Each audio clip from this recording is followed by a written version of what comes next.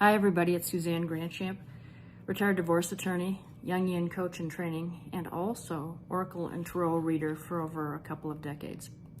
I wanted to talk to you today about probably the card that is the scariest to receive in a reading in the entire deck of Tarot, and it is Trump's 13, or the Death card. And in this card, we see a skeletal figure clothed in black armor, riding a white horse with a flag that's often referred to as a white rose, but it's kind of pinkish to me. And looks like he's just ridden over right here the emperor, who appears to be deceased with his crown on the ground. And the priest is standing, and the children are kneeling. One of them has her head turned away. One is offering flowers to the skeletal figure. And then in the background here we have a river and also two towers where it looks like the sun is either rising or setting. So let's dive into this card a little deeper. It's a significant card when it comes up in a reading, and I'll explain why in just a moment. All right, let's delve into the card a little bit more. So in this card, the skeletal figure here is dressed and clothed in black armor, representing death, riding a white horse. Why a white horse? Well, I believe it stands for the newness that results as a result of death. You know, the card itself generally stands for a major change in one's life. It normally does not mean someone's physical death. Of course it could, if the person you were asking about in the reading or yourself had some sort of terminal condition. But mostly it just heralds a time of big changes.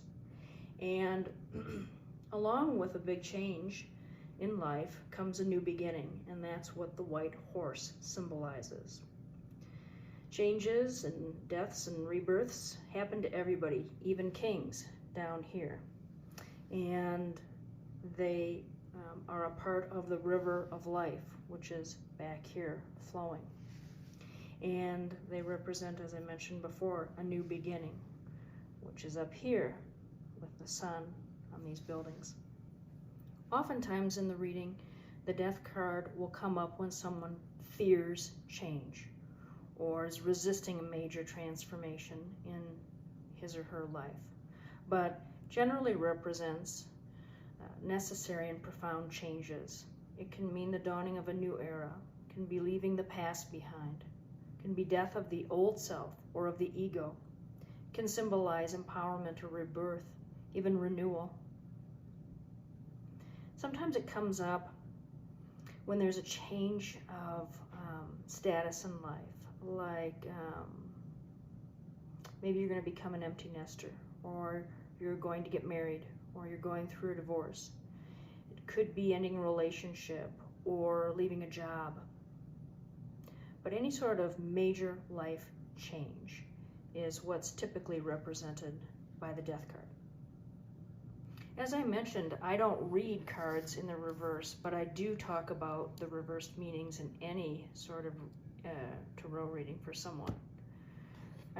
But the reversed meanings for the death card generally indicate a resistance to change, some sort of clinging to, a relationship that's done, or a job that you should have left years ago. Anything that you fear letting go of is often represented by the death reversed card.